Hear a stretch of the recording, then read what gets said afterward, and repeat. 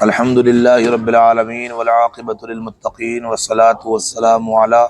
سید الانبیاء والمرسلین اما بعد فاعوذ باللہ من الشیطان الرجیم بسم اللہ الرحمن الرحیم۔ درود پاک پڑھیں۔ اللہم صلی وسلم علی سیدنا مولانا محمد وعلی آل سیدنا و مولانا محمد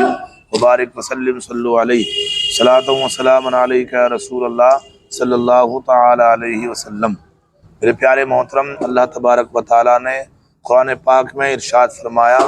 یا ایھا الذین آمنوا اذا قمتم الی الصلاۃ فاغسلوا وجوہکم وایدیکم الی المرافق وامسحوا برؤوسکم وارجلکم الی الکعبین، یعنی اے ایمان والو، جب تم نماز کا ارادہ کرو، جب تم نماز پڑھنا چاہو تو پہلے وضو کر لو۔ یعنی اللہ تبارک و تعالیٰ نے وضو کے جو چار فرض ہیں، چار ارکان جو وضو ہیں، تو ان کو اللہ تبارک و تعالیٰ نے قرآن پاک میں فرمایا اذا قمتم الی الصلاۃ فاغسلوا وجوہکم، یعنی پہلے اپنے چہروں کو دھو، وایدیکم الی المرافق، اور اپنے ہاتھوں کو دھو کوہنیوں سمیت، وامسحوا برؤوسکم، اور اپنے سروں کا مسح کرو، وارجلکم الی الکعبین، اور اپنے پیروں کو دھو ٹخنوں سمیت۔ یہ اللہ تبارک و تعالیٰ نے قرآن پاک میں ارشاد فرمایا۔ تو یہ چار فرض ہیں جو وضو کے ہیں، بنا ان کے نماز نہیں ہوتی، اور حدیث پاک میں ہے کہ جنت کی کنجی نماز ہے اور نماز کی کنجی وضو ہے۔ جیسے بنا نماز کے جنت نہیں ملے گی، ایسے ہی بنا وضو کے نماز نہیں ہوتی۔ ہم جب وضو کریں تو اچھی طرح سے جو اس کا طریقہ کار ہے، جو اس کے فرائض ہیں، جو اس کی سنتیں اور مستحبات ہیں، جو اس کا صحیح طریقہ ہے، اس طریقے کو ادا کرتے ہوئے وضو کریں۔ جیسے پہلا فرض چہرہ دھونا ہے، تو چہرے میں ہم ان باتوں کا خیال رکھیں کہ ہماری ایک کان کی لو سے دوسرے کان کی لو تک، اور جہاں سے بال اگتے ہیں اس جگہ سے لے کر تھوڑی کے نیچے تک ایک بال کے برابر بھی جگہ اگر سوکھی رہ گئی تو ہمارا وضو نہیں ہوگا۔ تو اس لیے جب وضو کریں تو اس کا خیال رکھیں کہ اچھی طرح سے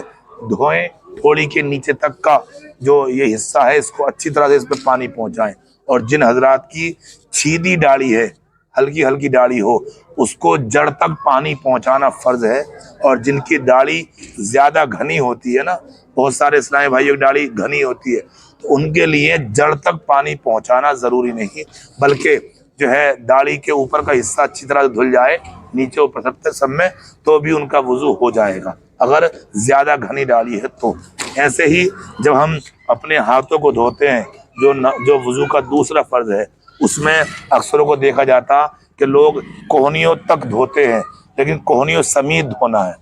کچھ لوگ بالکل کوہنیوں تک دھو لیتے ہیں، اس میں ہلکا سا حصہ جو ہے کوہنیوں کا رہ جاتا ہے، تو کوہنیوں سمیت ہم دھوئیں۔ جو ہے وضو میں جو دوسرا فرض ہے وضو کا، اس کو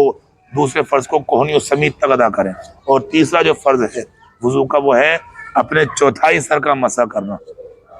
یعنی اگر ہم مسح چوتھے حصے کا بھی کر لیں یہاں تک تو بھی ہو جائے گا، لیکن سنت طریقہ یہ ہے مستحب کہ ہم دونوں ہاتھوں کی تین تین انگلیوں کو ملا کر، اور جہاں سے بال اگتے ہیں وہاں پر رکھ کر، اور کھینچتے ہوئے اپنے گدی تک لے کر جائیں، پیچھے تک، اور ادھر سے اپنی ہتھیلی کو رکھ کر اپنے سر پہ اور کھینچتے ہوئے ماتھے تک لے کر آئیں۔ اس کے بعد شہادت کی انگلی سے کانوں کے اندر کا حصہ صاف کریں۔ اس کے بعد انگوٹھے سے کانوں کے پیچھے کا حصہ صاف کریں، اور اس کے بعد کن کی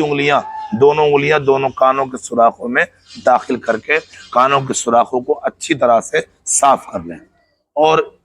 جو وضو کا چوتھا فرض ہے، یعنی ٹخنوں سمیت پیر دھونا، اس میں بھی ہمارے اسلامی بھائی اکثر غلطیاں کر دیتے ہیں کہ وہ ٹخنوں تک دھوتے ہیں، یعنی اس میں جو ہے اگر ایک بال کے برابر بھی ٹخنا رہ گیا تو بھی ہمارا وضو نہیں ہوگا۔ تو بہتر یہ ہے کہ ہم آدھی پنڈلیوں تک اپنے پیروں کو دھوئیں۔